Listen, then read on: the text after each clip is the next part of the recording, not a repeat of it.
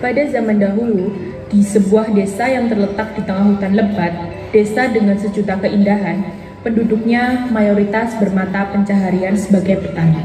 Suara anak-anak bermain serta tegur sapa antar penduduk sering terdengar di desa yang asri itu. Di desa itu juga hiduplah seorang pemuda bernama Jaka Tarub bersama ibunya, Mbok Mila. Jaka Tarub sudah ditinggal ayahnya sejak masih kecil.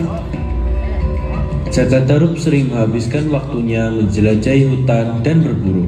Hasil buruannya biasa ia gunakan untuk memenuhi kebutuhan sehari-hari dirinya bersama ibunya. Nak, ada yang ingin kukatakan padamu.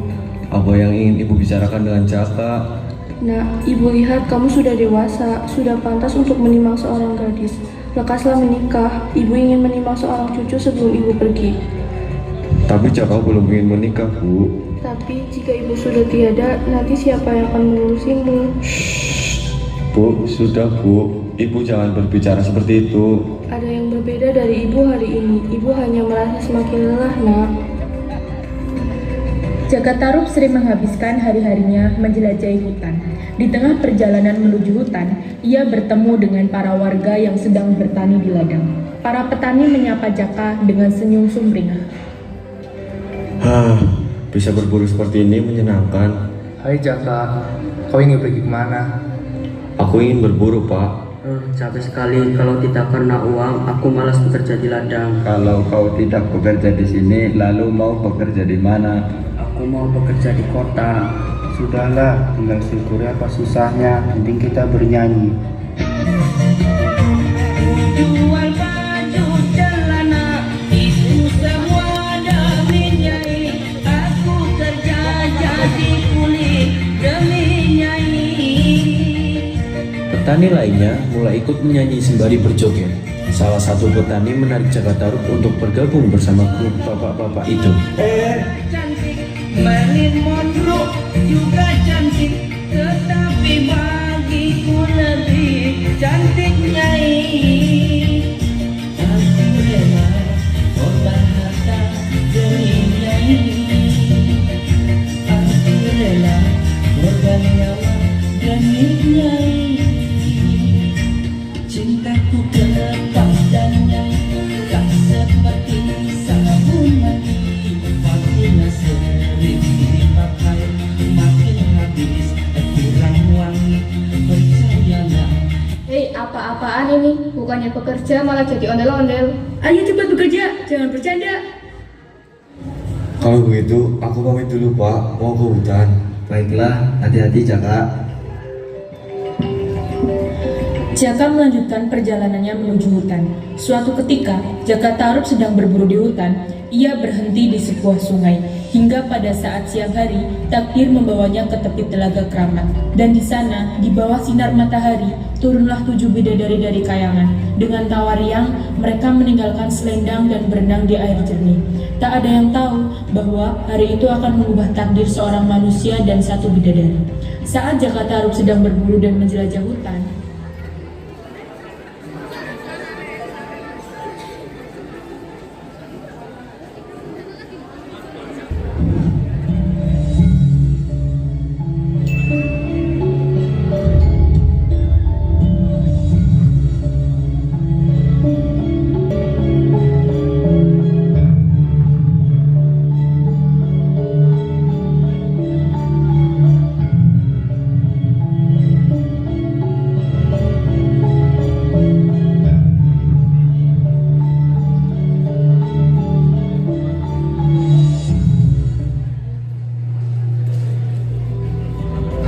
Rasanya haus sekali. Untunglah ada sungai di sini, sehingga aku bisa minum. Ketika Jaka Tarub mendekati ke arah sungai, ia mendengar suara wanita.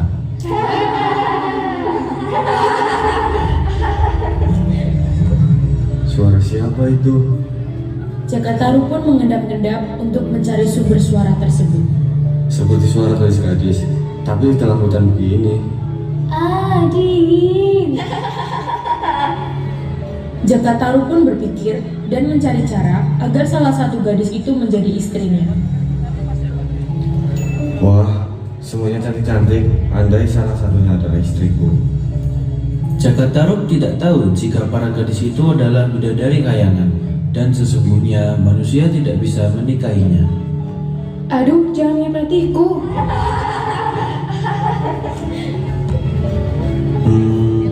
Aha, aku punya ide.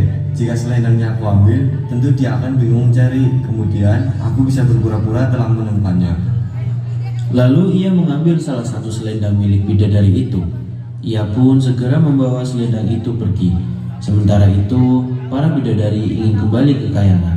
Ada apa Nawulan? Selendangku tidak ada. Tadi aku meletakkannya di atas batu bersama selendang kalian. Tanpa selendang bagaimana aku bisa terbang dan kembali ke kayangan? Maafkan kami Nawangwulan, tapi kami harus kembali ke kayangan. Teman-teman, jangan tinggalkan aku. Selamat tinggal Nawulan. Jaga dirimu baik-baik Nawulan. Para bidadari bergegas meninggalkan Nawangwulan seorang diri. Nawangwulan pun tampak sedih. Ia jadi tidak bisa kembali ke kayangan karena selendangnya hilang.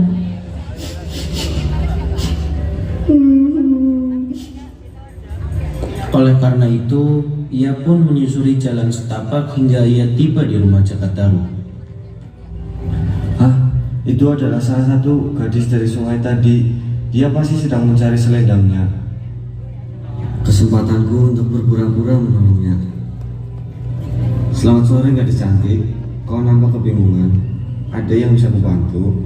Oh, wahai pemuda, namaku Nawangwulan. Aku sebenarnya bidadari kayangan. Namun aku kehilangan selendangku, sehingga aku tidak bisa kembali ke kayangan. Jaka Tarub terkejut, tidak menyangka gadis itu adalah bidadari. Ah, tidak. Apa? Gadis ini seorang bidadari. Kalau begitu, selendangnya tidak akan aku kembalikan, supaya dia tidak kembali ke kayangan. Namaku Jaka Tarub. Sungguh malang nasibmu. Daripada kau bingung mencari selendangmu, tinggallah di sini bersamaku. Baiklah Jaka, terima kasih. Kau sungguh baik hati. Nawangwulan pun akhirnya tinggal bersama Jaka Tarub. Tak lama kemudian, mereka berdua menikah di desa itu. Para warga berdatangan untuk menghadiri acara pernikahan mereka berdua. Para warga memberi selamat kepada keduanya.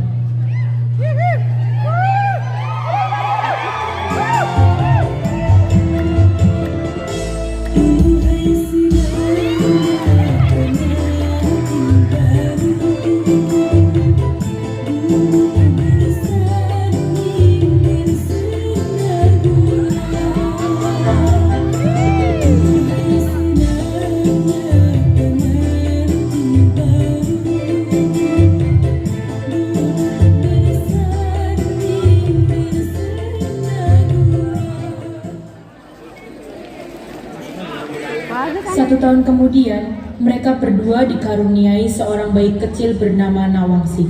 Mereka hidup dalam kebahagiaan. Ada sesuatu yang mengganjal di pikiran Jaka Tarub, yakni persediaan padinya yang hampir selalu memenuhi lumbungnya. Padi-padi ini seperti tidak berkurang. Aneh sekali. Hingga suatu hari, Suamiku, aku akan pergi mencuci di sungai sebentar. Oh iya, jangan sekali-kali kau buka tutup bungkusan nasi yang sedang aku masak ya. Sepeninggal Nawangwulan, Jaka Tarub menuju ke dapur. Ia memeriksa nasi kukusan istrinya itu. Sebenarnya, apa isi kukusan ini? Kenapa dia selalu melarangku untuk melihatnya? karena penasaran, ia pun membuka kukusan nasi. Betapa terkejutnya dia, di dalam kukusan hanya terdapat sebuah biji padi. Hah? Istriku hanya memasak sebutir padi saja. Pantas saja lumbung padiku tak pernah berkurang. Suamiku, kenapa kau melanggar perintahku? Sebelum nasi itu matang, tidak boleh ada manusia yang melihatnya. Akibat perbuatanmu ini, kesaktianku menanak nasi menjadi hilang. Maafkan aku istriku. Karena kesaktiannya telah hilang, kini Nawangwulan harus benar-benar menumbuk padi satu persatu. Capek sekali. Seandainya saja aku masih memiliki kesaktian. Sejak saat itu, padi di lumbung terus berkurang hingga hampir habis. Suatu pagi, ketika Nawangwulan hendak mengambil padi di lumbung, pandangannya tertuju pada sesuatu yang tak asing baginya. Benda itu menyembul dari tumpukan padi yang terakhir.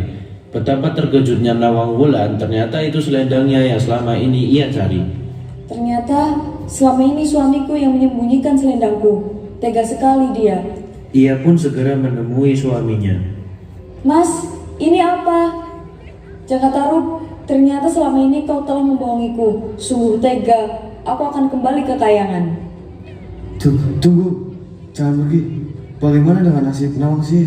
Walaupun aku tak mengakui dirimu sebagai suamiku lagi, Nawangsih tetaplah anakku. Aku akan sesekali kembali untuk menyusuinya. Istriku, jangan tinggalkan aku, istriku.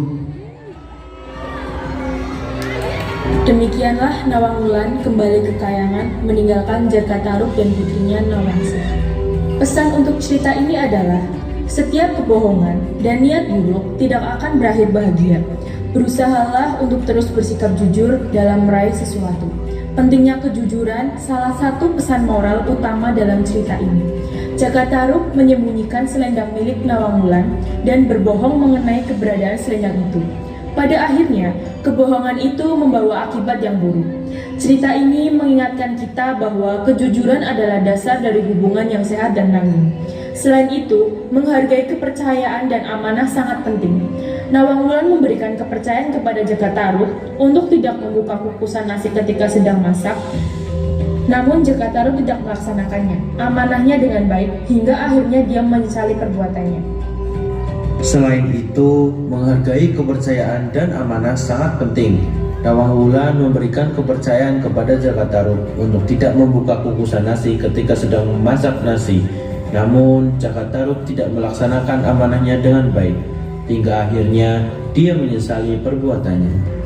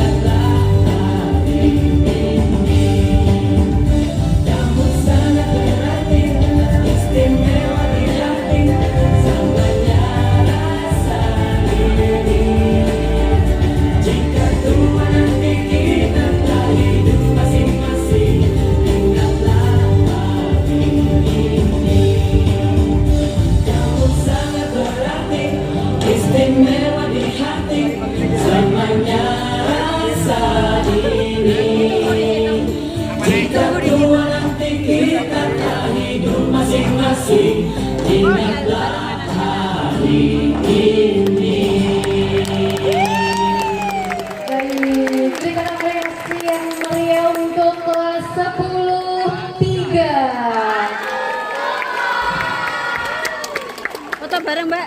Foto bareng. Foto bareng sana. Foto bareng. Oke, ada sesi foto terlebih dahulu dengan wali kelas.